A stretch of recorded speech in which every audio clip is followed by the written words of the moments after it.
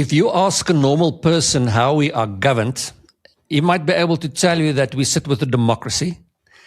He might not realize that the way we are governed at this stage is responsible for the state that the country is in.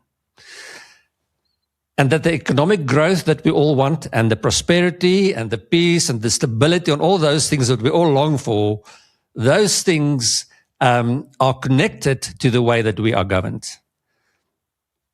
And that's why we as the people of this country need to make things change if we want to be a better future. And today's guest, my dear friends, is a very interesting person who's got a novel idea on how to solve the woes of South African politics. So grab your coffee and come and meet my guest. Radio Nuwe. Your Christian lifestyle radio station. Chat with Corné. We scratch where it itches. Good day, all you beautiful people. Welcome to Chat with Corné. I'm Corné. And together we are going to explore powerful alternatives in government, in economics, in health, and in training, all through the lens of a Christian worldview. Now, today's guest I'm very excited about, and I want to introduce you to Laurent Evanthia Bernardo. Laurent, thank you so much for your time today, and welcome to Chat with Corné. Oh, thank you so much, Corné. And I just want to say hello to all the listeners. I hope you find this conversation at the very least intriguing. At the very least intriguing. Well, that it surely is. We had a discussion earlier, much earlier, like two years ago, we guess. And when I discovered the work of, Laurent is from the organic humanity movement. Let's put that out there. And when I discovered their work, it was an interesting day because it kind of automatically gelled with a lot of things that I have as a personal opinion. And if you didn't know this, dear friends, I am not a political analyst or anything along those lines. I'm just a dude with a microphone and lots of opinions. But when I heard what they said, it was like a lot of things. I agree. And one of the main things that I seem to agree with on with them is the fact that a government, if there is one, should be extremely small in my mind. I used to make a joke of 3 people, but maybe double that. But Laurent, you state that you want to fix the system. You want to change South Africa through changing the government structures and the political systems in South Africa. So let's start first with what is wrong with the current system? What's the matter with South African politics?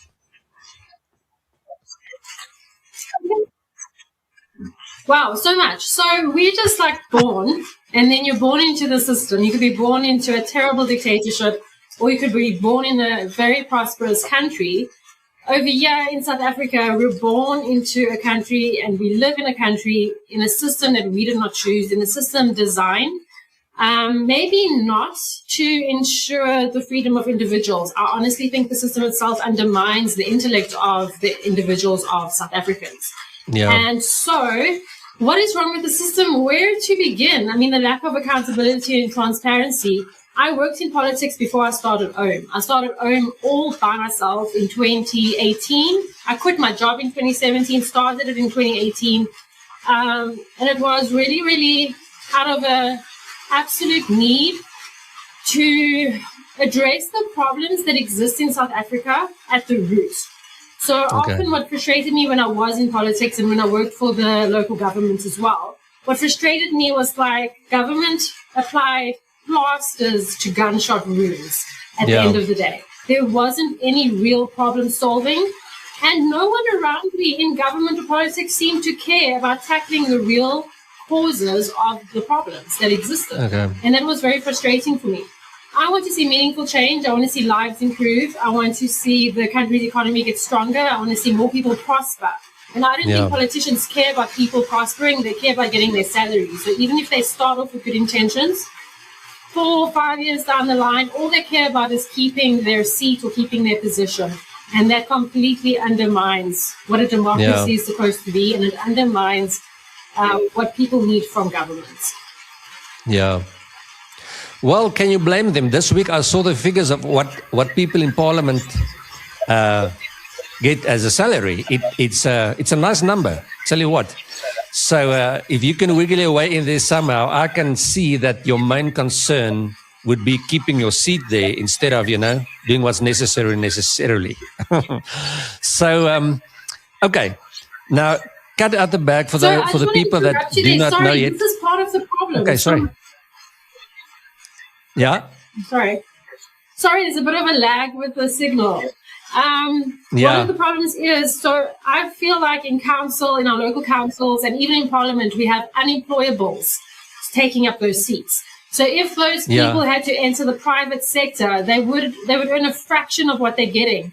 So what happens is you don't have financial security. All of a sudden, you have a massive salary. You get the car, you get the house, you send your kids to the fancy school. You've elevated your lifestyle, but you haven't got the financial know-how or security or wealth to be able to support yourself if that job goes away. So physically, tangibly, how the system works currently is it's capturing people, making people a slave to their salary, therefore a slave to their bosses, which is the party, not the people, which is not how it's supposed to be. Yeah. It was also always a strange thing in my mind. If you think they call them civil servants, supposedly, it isn't in my mind like this high exalted kind of thing. It's a job where you serve people, in my mind, like something like a teacher. So why the salary's got to be that? That never made sense to me. In any case, now what I wanted to say earlier was the cut out of the bag for if you do not know is that their big kind of like bombshell thing is we are the party that don't want political parties, which is a very nice conversation starter, I guess, if you just mentioned that. But I thought the other day, Laurent, that it is maybe something that people should consider seriously. I feel my job with my podcast is to just give people alternatives. And this to me is a very viable alternative because what I see in any sphere of life is a breakthrough in a field almost never comes from that field itself, because the field itself play by their own rules. They've got their own little box and they're happy in that box. So they do development, but always inside the box.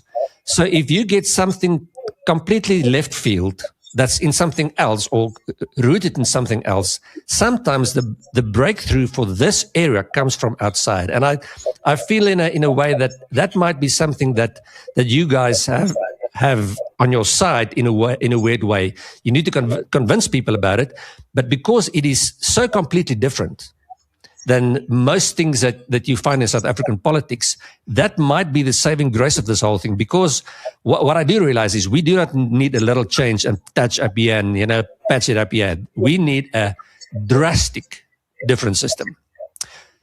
So to get you into telling us how to, what you are planning, how do you foresee to change South African politics, there's a few things that you mentioned. So I'm going to ask you to just explain what you mean by that. And the first thing is you say that you want a constituency-based parliamentary system. What is that and how is it different to what we have now?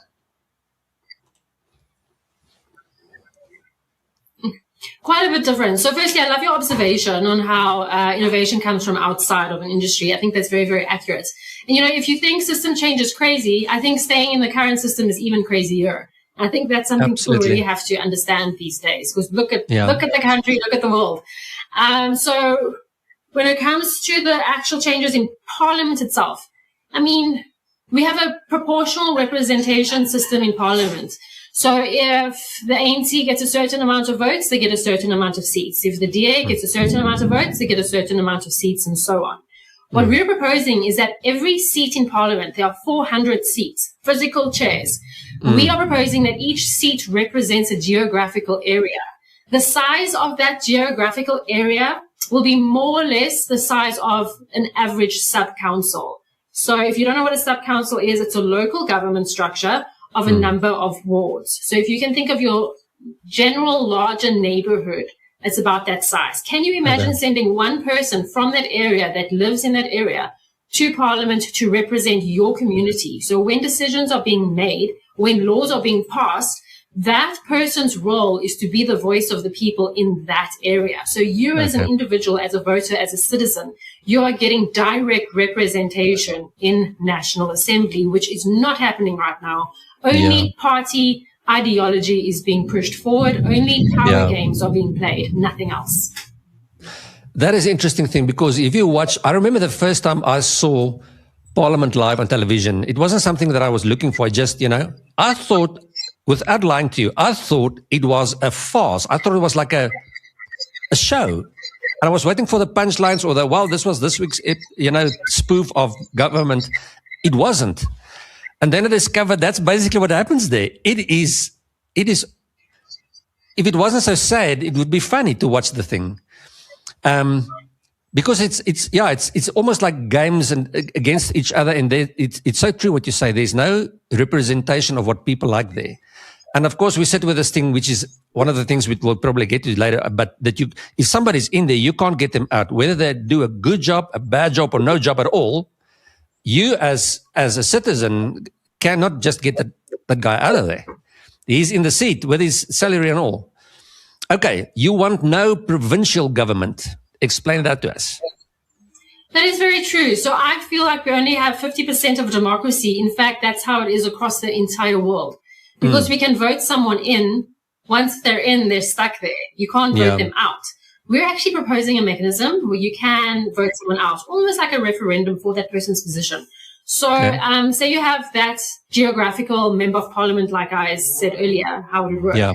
Or say you don't like your councillor or even your mayor.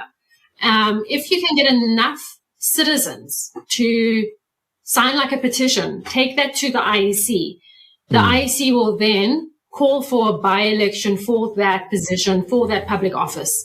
And then there'll be new elections for a new person to be elected. And we're arguing that perhaps the person that's being voted out should also have a chance to run, just to safeguard things, because sometimes a community can gang up on someone for other reasons, because there could be corruption in communities as well. So we were saying maybe let them go for it. It would actually be great to try simulate this in a university test class or something. But that's what we want to implement. We only will have a full democracy if you can remove someone from office who's not doing their job. Yeah. Makes sense to me. You mentioned also that you intend on empowering local government. How do you do that? Probably my favorite part, in my opinion. So this marries the best of both worlds, in the sense that I believe South Africa should have a very strong government, a very strong military, a very strong national government to guard against international threats. That's one aspect, but that government should be small and limited. On a broader scale, I believe communities should be empowered to solve problems, because the minute you hand over a problem to the government, that government will charge VAT and tax or whatever it is. That government will try to get more power. The government will only try to solve problems by passing laws, thus taking away individual liberty. Individual liberty is our first principle, among others. Yeah. And how we see it, so you have to look at it this way. The country is currently at a local level. We have 8 metropolitan municipalities. Those 8 metropolitan municipalities are our largest municipalities. That's Tshwane, eKhotweni, Port Elizabeth, Bloemfontein, Cape Town, a few others. They are our most populous. That's where urbanization takes place. Then we've got local municipalities, and then we have district municipalities. Those district municipalities, we hardly ever hear about them. There's 44. And a bunch of local neighboring municipalities make up a district municipality. It's just where government can be administered at a larger scale. So what we're saying is, let's save the 705 billion rand that provincial government costs, 65% of which goes to salaries. Let's get rid of provincial legislation, and let's rather empower these district municipalities. We will rebrand them. We will breathe fresh life into them. We want to call them local government regions rather. and let those local government regions take care of everything province did and a whole lot of things that national government does currently, such as welfare grants, such as healthcare, such as education. So instead of a top-down, rigid policy for the whole country, each local government region will have flexibility on how they decide to do governance. And I think that's where the true magic is going to happen. Especially, I think we haven't worked out the exact ratio, but we believe a lot of the tax should stay within that local government region as well. A little portion will go to national, but the bulk of it will stay in that local government region for that local government region. Luckily, those regions are big enough to account for the disparities of income between communities. Yeah. That is, it falls into, I guess, a broader field of something that's got a lot of discussion going on at this stage, which is the thing of decentralization, which is a thing that a lot of people at least agree on. Everything from let's get a boerenstaat on the one side to whatever, but some kind of local governance, which should be more focused on, instead of this central monster that's running everything, and that you battle to get to either do stuff or not do stuff, but you battle from a citizen's point of view to do anything about what's happening in that sense. Just a thought, people used to say, or are still saying, that we can't change the government. It is so big, it is so whatever. Do you think that statement is still true, seeing that the ANC lost so much support over the years now, with the new projections of having like somewhere between 20 and 30% support in the coming elections? Or is it bigger than just the ANC being a problem?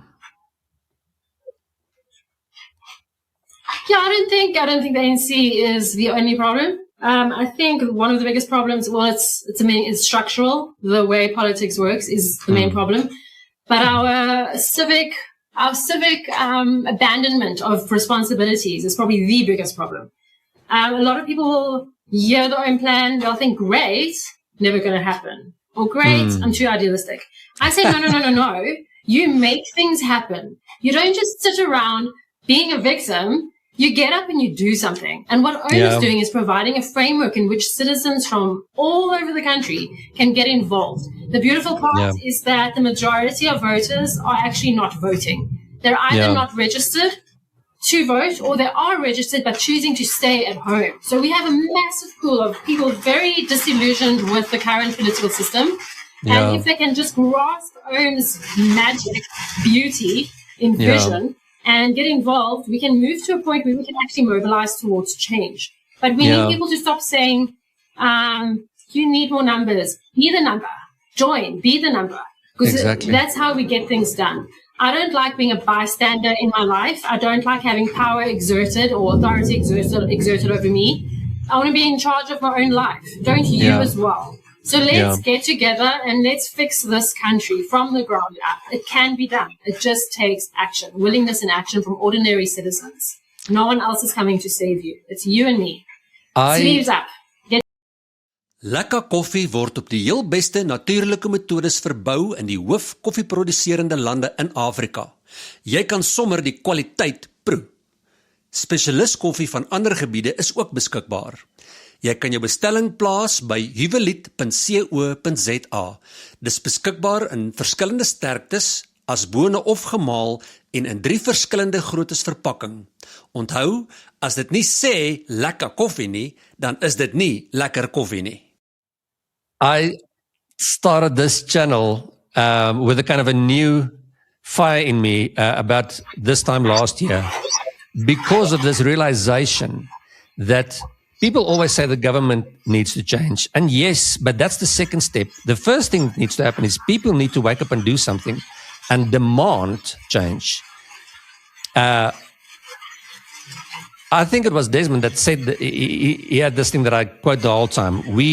People behave as if we live in a kingdom with a king, and he can tell us what to do and we should obey. We do not live in a kingdom with a king. And so I realized that day that people need to wake up. It is not the government that needs to change. They will change if we demand it. and vote and do whatever you need to do. There's a lot of things to do, but the people need to be the change.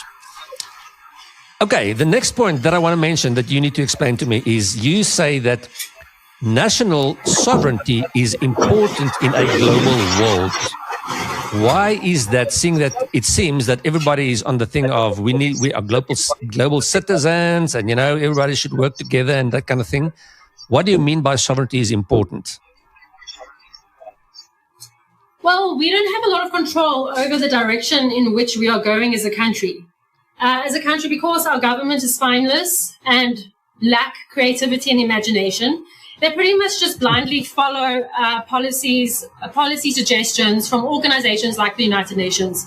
And we have moved into the fourth industrial revolution, where in a few years' time, all jobs are going to mean nothing. What our children are learning in school is not going to help them in their futures. I say, let's just take our power back as a country. In order for us to have individual liberty inside South African borders, we need South African borders to be secure. And of course, we'd love other countries to adopt the same principles that we have. That is up for negotiation later. But ultimately, what we need is to move in a direction where we can control the direction we're going. Artificial intelligence absolutely poses as a huge threat.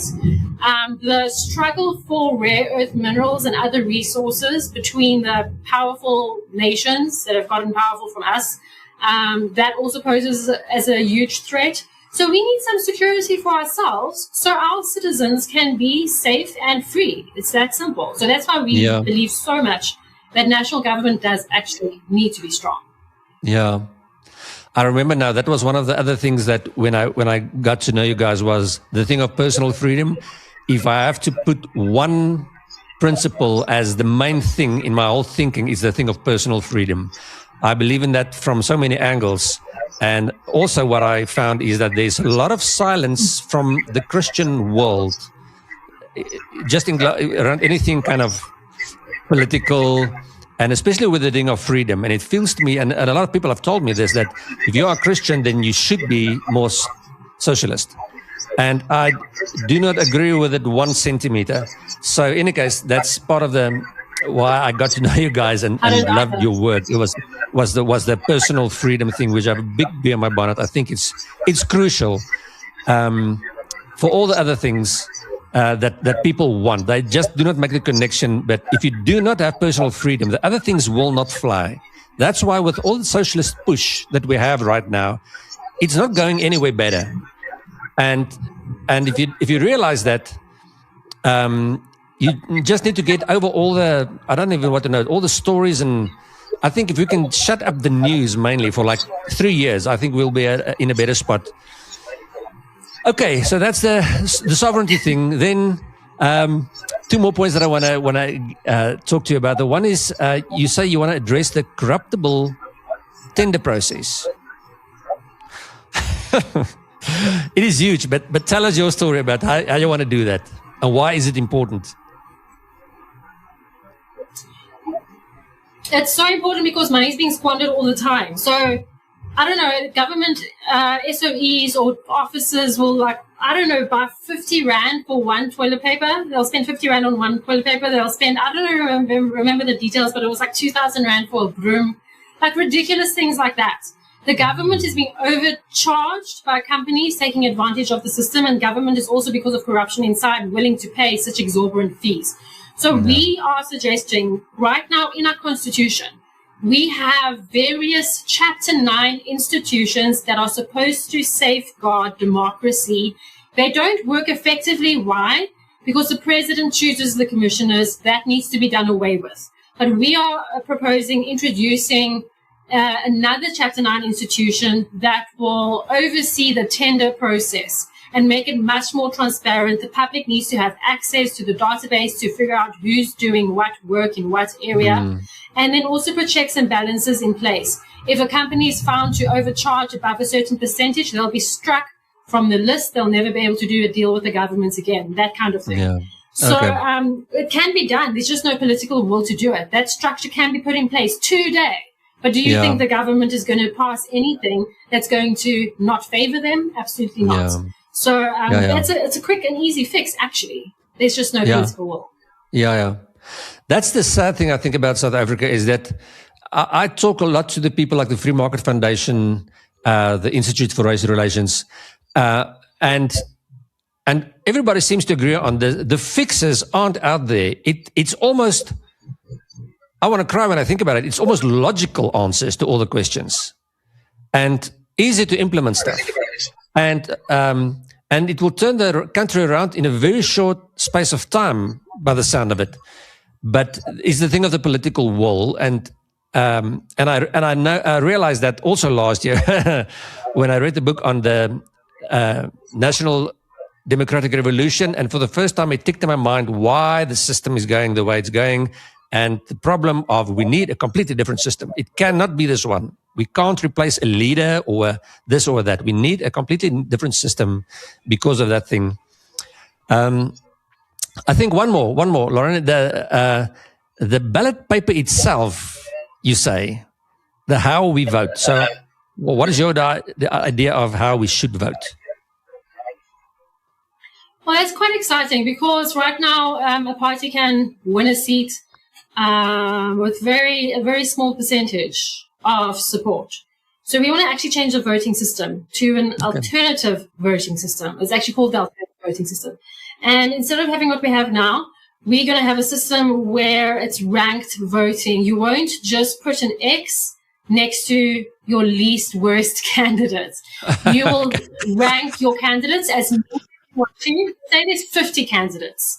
Okay. You can either rank all of them 1 to 50, 1 being your favorite, or you can just choose your top 3. It's up to you. But when all the voters do this, what happens is that in that area, the most popular candidate actually ends up winning.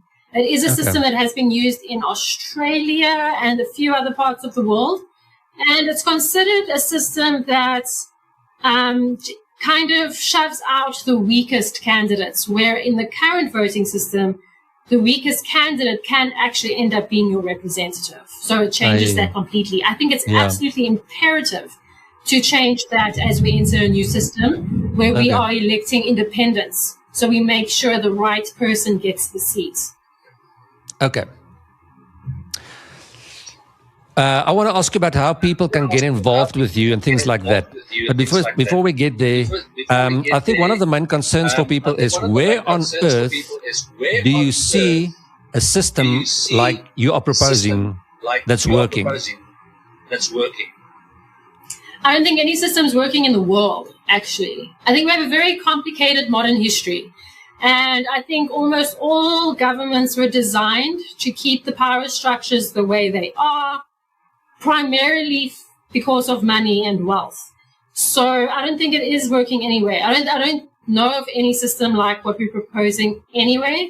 There might be aspects borrowed here and there, but ultimately the way we're proposing it is unique. And I think that's super exciting. And I think it's just fitting that us, South Africa, all the way at the bottom of Africa, gets to be at the forefront of designing what governance should look like stepping into the next future that we have in the Fourth Industrial Revolution and all that. And people battle with that idea. Tell you what, I've listened to a few of your interviews with the people. And I get that in a way. You want to see something working. But I guess if people are either, in Afrikaans, there's a saying, "Face they need to be really on their last before they'll do something extreme, almost like your suggestions, or just brave. I don't know which one comes first, but to think that this will be a world first in a way is a big step for most people. I mean, we work with people every day, on different things, and people are so terrified of taking personal responsibility just for their lives. I talk about alternatives. To get a mother to think that she can actually do her own homeschooling with her own children it freaks them out. And if you battle with that, it's going to be a huge battle to get your mind to shift to we can do something completely different in this country and make it work and be first in the world.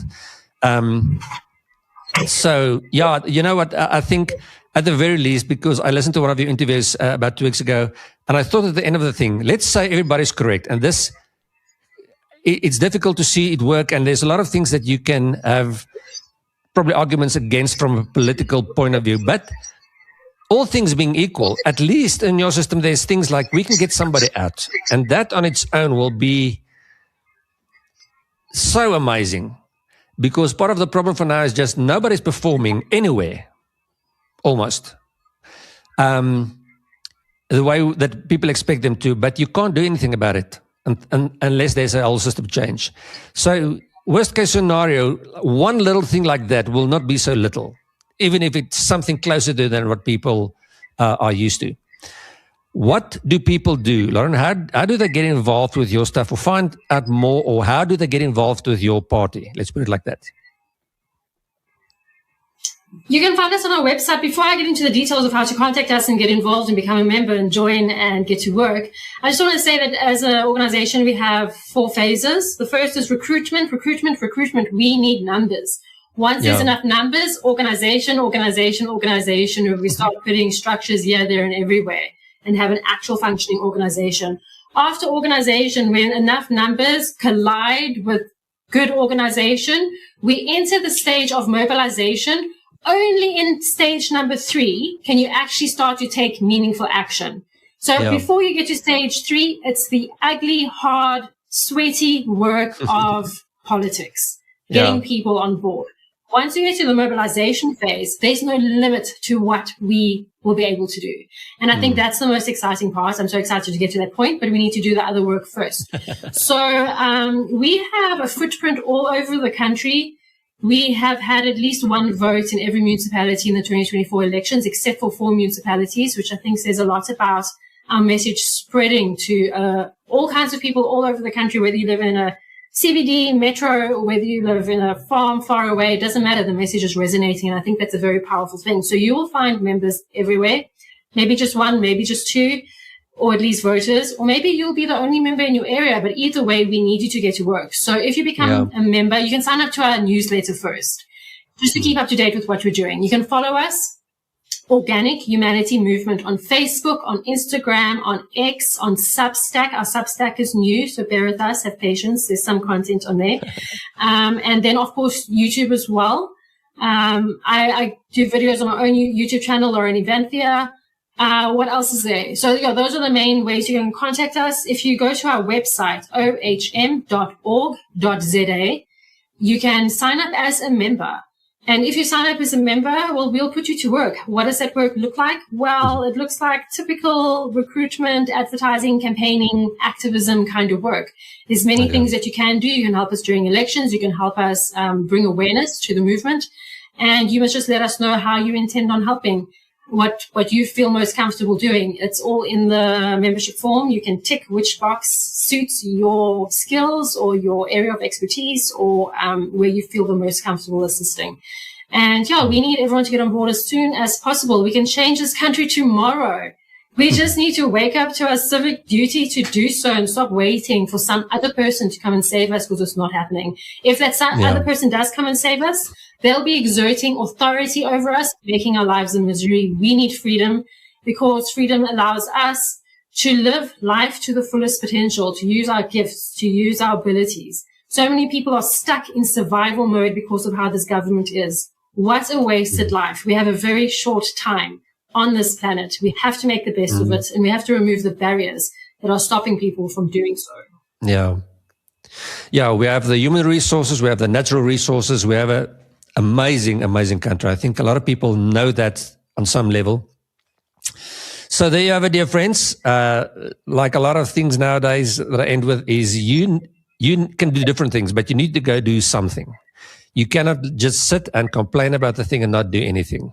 So if you want to find out more about OHM's work or how you can get involved especially, then please go have a look at their websites and Facebooks and whatnot.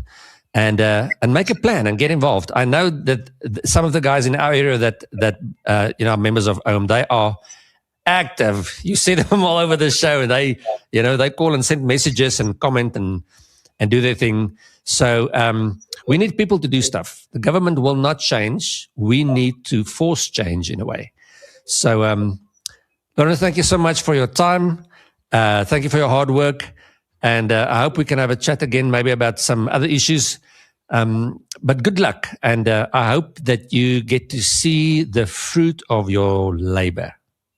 That'll be lekker.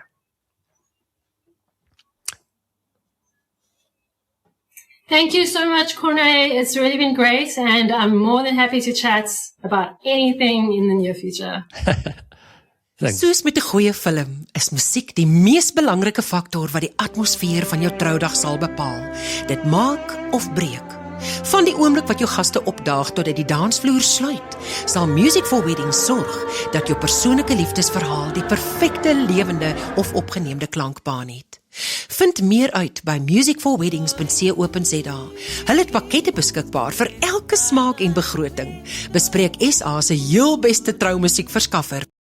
Now that was my very nice interview with Laurent, and I just want to take a moment to discuss this one issue that I know a lot of Christians battle with, and that is the thing of, if the Bible says that all authority is from God and that we should pray for the government and things like that, then how is it that we can say, but this government is useless, can't do their job, going in the wrong direction, and we need a new one?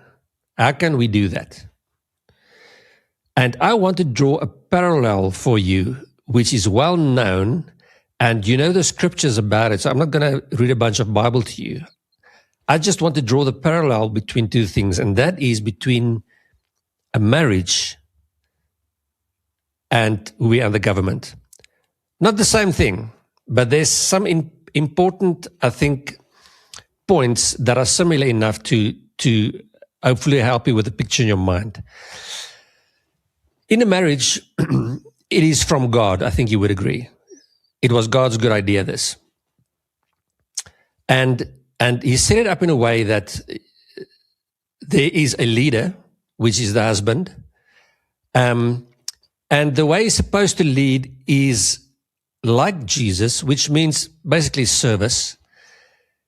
And you do not try to break it up. Even if there's some things you do not agree with, there might be some, whatever, some sticky points, but you don't break up the marriage because of that. But at some point, if the husband is losing the plot compared to what it should be and the way he's supposed to lead, and we start getting to abuse and unfaithfulness, you would agree with me, I hope, that it would be ridiculous to expect the wife to stay there. So although this thing is from God, it is sacred in that sense. He expects you to carry each other, to pray for each other, to do those kinds of things. The husband is supposed to lead for the benefit of his family. If it breaks down to a certain point, you don't stay there. You say, this thing is broken. We need something else. In a similar way, I believe, you have to look at the thing like all authority is from God. Yes. And we do pray for the government. But if they continue to be as destructive as we believe that they are at this stage, for lots of reasons. I mean, there's a lot of statistics, and in all my talks, you can see that with the people that I talk to. At some stage, I believe, in a similar way than in marriage, it's okay to say, this is not working. This is not for the betterment of the people. This is not to the advantage of the people that it's supposed to lead and serve. It is not that anymore. And in a similar way that, yes, the idea was this authority is from God. At some stage, similar to marriage, it's okay to say, but we need something else because this is not working. So you don't sit in any or in all circumstances and look at a government and say no, even though you do not agree with everything. But at some stage, when it gets to a point of this is getting to abuse, this is getting to not for the benefit of the people anymore. In a similar way, it's okay to say, no, I will not tolerate this anymore. It needs to change. And not feel sorry about that. Because if you continue as if nothing's wrong, nothing will change. The abuse will not go away. The unfaithfulness will not go away. It will be a bad situation. So I hope this kind of little mind picture helps you in not feeling unchristian because you look at something and say, no. And even if it's not at the point of we need something else, just to look at an authority figure and say, no, this what you're doing is not right, is not an unchristian thing to do. We should keep people responsible for the authority that they have been given. So I hope that helps you. I have the microphone, but this discussion would not be complete without you. So please send your questions, your feedback, or your ideas to radio@radionuwelit.com, or send me a WhatsApp or Telegram message to 062 336 5330. And until next time, please keep asking questions, keep searching for truth, and stay anchored in Christ. Evanthia se reeks natuurlike vloeibare seep sal jou vel, jou hare, jou hande en sommer al jou sintuie aangenaam verras, sommer jou beursie ook.